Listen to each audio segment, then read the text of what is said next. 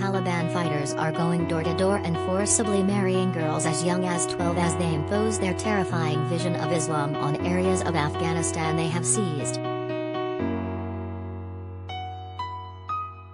Jihadist commanders have handed tribal elders and imams orders to bring them lists of unmarried women aged between 15 and 45 for their soldiers to marry.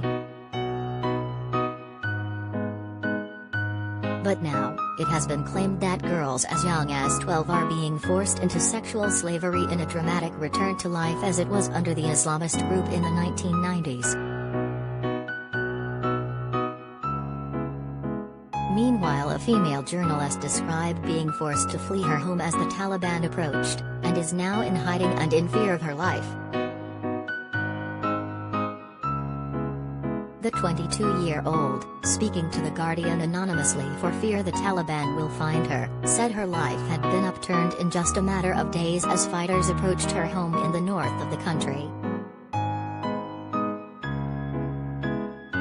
She described fleeing under the noses of Taliban fighters attacking the city, which she did not name, hiding underneath a chadari, or full Afghan burqa. Accompanied by her uncle, the pair fled to his village but were soon informed that locals had tipped off the Taliban about her arrival, and that everybody would be slaughtered if fighters arrived and found her there. The pair fled again, this time walking 2 hours on foot to an even more remote location where she is now holed up.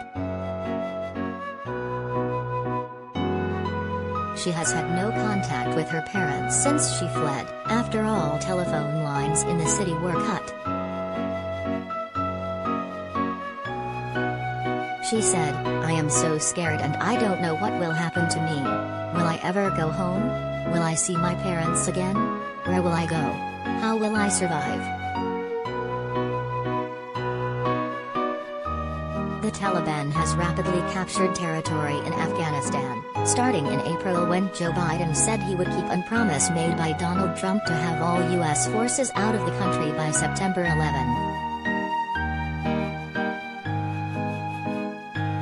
With U.S. forces now all but gone, the jihadists have made rapid gains, sweeping through rural areas and overrunning poorly defended government outposts.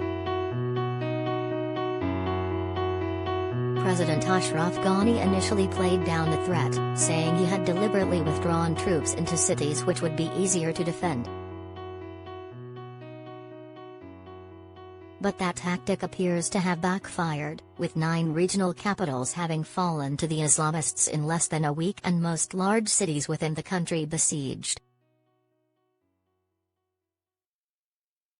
While the Taliban has been keen to present itself on the international stage as a legitimate government in waiting, claiming to have abandoned the radical practices of its past, those on the ground tell a very different story.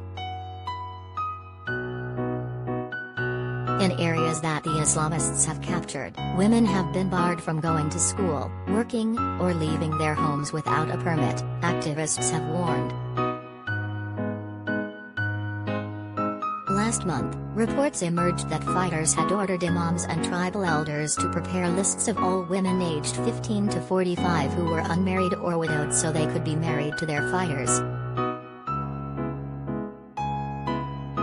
But, writing for Bloomberg, columnist Truth Pollard said that has now extended down to girls as young as 12. Now the Taliban are going door to door in some areas, compiling lists of women and girls aged between 12 and 45 years for their fighters to forcibly marry, she wrote. Taliban fighters are permitted to do this under their strict interpretation of Islam, which views women as canas or commodities, according Omar Sadr, professor of politics at the American University of Afghanistan. That means, following a battle, women are treated as ghanamat or spoils of war to be divided up among the victors. They don't even have to marry them. It is a form of sex slavery, he said, adding that it also constitutes a form of ethnic cleansing as other cultures are forcibly assimilated into the Taliban's Pashtun group.